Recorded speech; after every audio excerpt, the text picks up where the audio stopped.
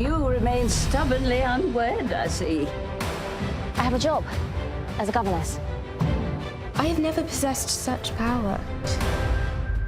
Hi, I'm Ben Lloyd-Hughes. I play Alexander Colbourne in Sanditon. Hi everyone, I'm Rose Williams and I play Charlotte Heywood in Sanditon.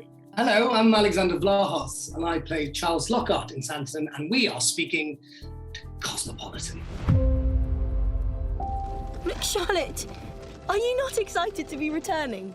Well, it was mainly in Bristol, a little bit in Wales, and there are a lot of locations this time, so it was lots of big country houses and then a few set pieces or interiors that were in a big former airline aircraft hangar that they'd created these amazing sets, or the pier, the beach.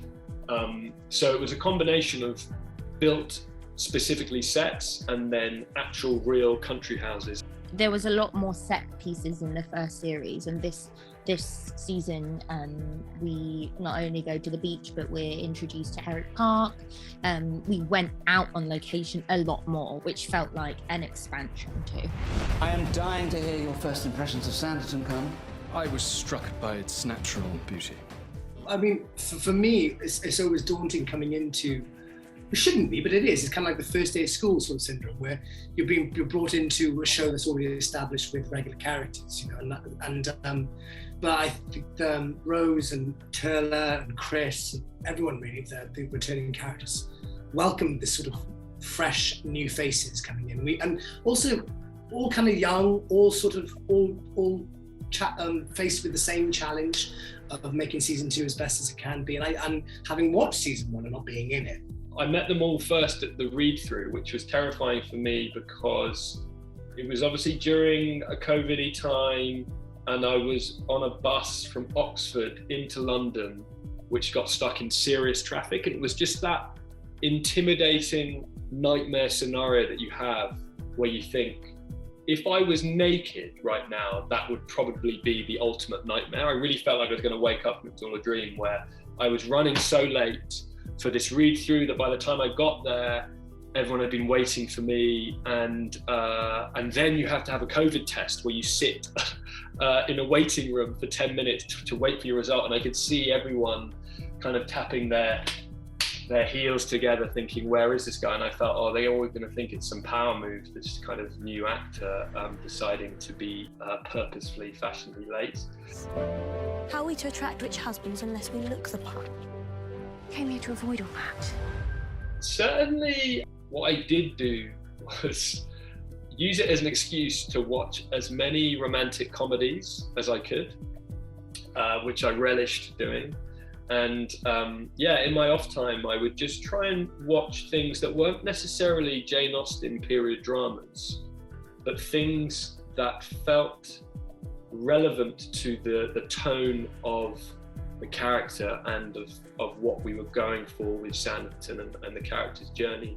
So whether that was films like English Patient, I found myself watching Gladiator, I found myself watching The Last Samurai, but as well as Wedding Planner, just a kind of strange melange of action adventures like the 90s version of Musketeers, with lots of horse riding and adventure, but also romantic comedies with frissons and tension and witty repartee. I think costume really helped, and the fact that I had a wig. Wigs completely transport you. Being able to take off the wig at the end of the day, and I have tattoos as well, so when the tattoo cover comes off, remembering or coming back to yourself as a kind of visual marker. But I suppose costume and mainly the wig would be my main. Yeah, I think I'd back you up on that. Costume always helps. I remember with Charles that of the time, obviously it's Austen, all the guys have hats and canes, and quite sort of stiff upper lip, buttoned up thing. And I very quickly, in my first costume chat with Lauren, head of costume, I just said, I'm not doing any of that. I'm breaking all the rules. No hat, no cane. I haven't had one button done less, which she was like, that's breaking a lot of rules. And I was like, yes, good. So I was always trying to But Charles has these amazing robes, these sort of like sarong type, Hugh Hefner Playboy-esque robes that the minute you put them on, you feel like a but in a good way, like a Charles Lockhart.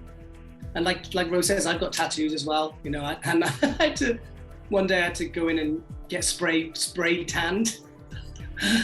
So it's just, you know, to make me look like I've just come from Saint-Tropez. So, you know, all the little things to get rid of this white, pasty, pale Welshman, you know. No one chooses to be a spinster. Sanditon is fast becoming the most desirable destination on the south coast. In fairness, I didn't even watch the first series of Sanditon, which some people were a bit surprised by, and obviously I used to tease Rose about it a bit. But I decided, when I got the part, obviously the tempting thing was to be like, right, now I'm going to watch Sanditon. And actually I watched the first 10 minutes of Bridgerton, because when my agent called me to say there was this audition, I got confused and started watching Bridgerton instead, and then realised that it was a different show. But when I got the part, I thought maybe I should watch the first series of Sanditon, but then I realised that my character knows nothing about all these people. He doesn't know their backstories when he meets them, he doesn't know the gossip. And I didn't want that to infiltrate me as a character or as an actor in any way, by secretly knowing everything that has happened before my character arrives in the story. And also just tonally, I wanted to make sure that I wasn't recreating anything that any actors had been doing before, and making sure that it was myself and not either overcompensating either way of being like, oh, this person did this, so I'll do the opposite or do the same. And I'm glad I did, to be honest. It meant that I had the kind of freshness of just seeing the second and third series as their own things. You can't recapture what you had with Sydney. I believe you have a rival. Love isn't as simple as you seem to think.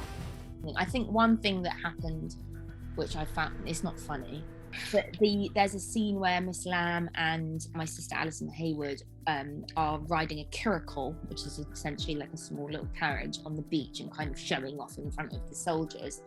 And there was a scene they shot where the curricle was supposed to crash, but not only did it crash in the take, it also like broke completely. And they couldn't do anything about it. The wheels came off, the whole thing completely broke. So when you're working with props that are kind of, you know, old, that sometimes can happen. I mean, I'm sure there's loads of examples, but that's the one I'll give you today. Mine is, it's a scene that never actually made it into the show, which is a damn shame. It's a scene with me, and maybe it'll be on do they still make DVDs nowadays? Maybe it'll be on the DVD extras, but it was me and Turner, Arthur Parker, we were doing a scene in the car park, as if we'd just come out from skinny dipping in the sea, but it was really hot. So they had like this tiny little paddling pool of water, and we had to look like we were drenched, and we had to come past the camera soaking, but we had to do this different angles multiple times. So we would have little plastic cups of water, and we would fill up the cups, and everyone would fill up. There'd be like 6 people, the makeup artist would be like 6 cups of water, and then they go, and turn over, and then everyone would just throw water at you. And then you'd run past camera and go, oh gosh, God, the water was brisk this morning. And you're just in a car park and with the makeup artist just throwing cups of lukewarm water at you. That's, I mean, the glamour of it all. Hey, wouldn't change it for the world. He is unforgivably handsome after all. Are you mocking me? Do not betray your feelings too readily. Certainly horse riding and dancing were big. I'd already done some of that before on different jobs, so it wasn't kind of completely fresh. But as a London city boy from day one, horse riding is always going to feel strange and bizarre. We did learn archery.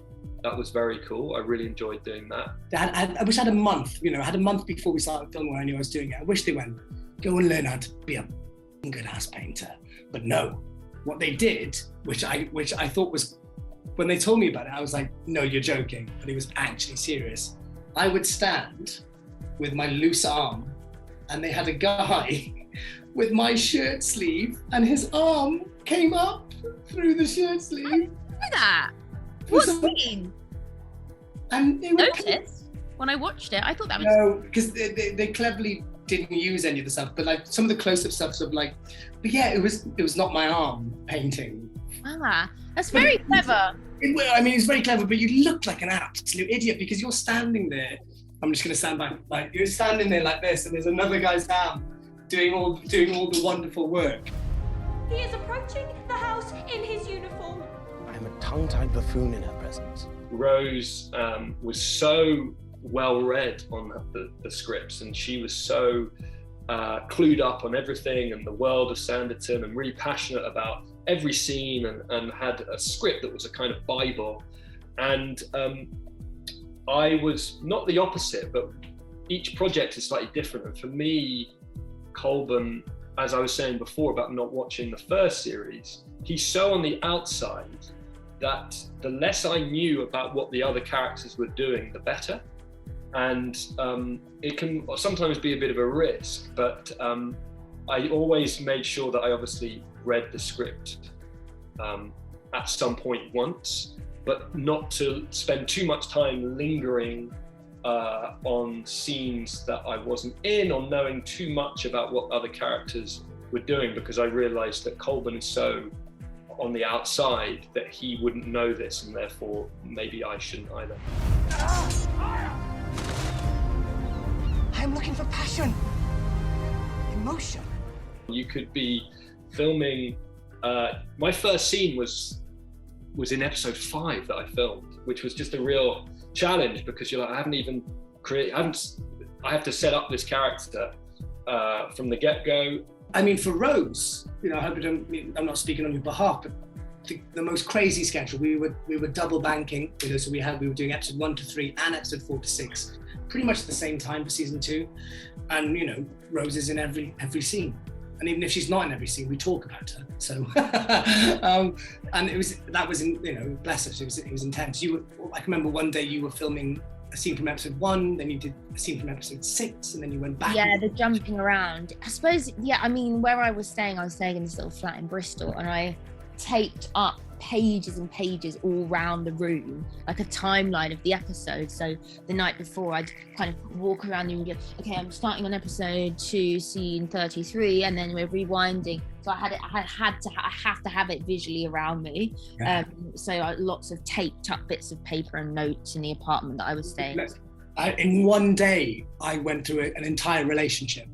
I had 6 scenes in a day, and I started off, just painting Georgiana, and then potentially flirting with Georgiana in the second scene, and the third scene kissing Georgiana, and then the fourth scene telling us, should we run away together? It was like, and my therapist would have had a field day, because it was basically just a whole really intense day of a whole relationship. I went through 4 years in a day. Sometimes it's hard to gain a sense of a man's true character. Love is not as simple as you seem to think. We tried not to film series 3 and 2 at the same time. You filmed in blocks, so you might do episodes 1 to 3 with one director, and episodes 4 to 6 of the second series at the same time, and that would finish, and then you'd start the third series. But inevitably there might have been some reshoots and things where you had to go back. So it was certainly discombobulating. You did feel like a time traveler at times, but to be honest, filming is always like that. It's very rare that you film everything in sequence, and that's part of the challenge of filming in comparison to, say, a play. Thanks for watching. Catch season 2 on ITV.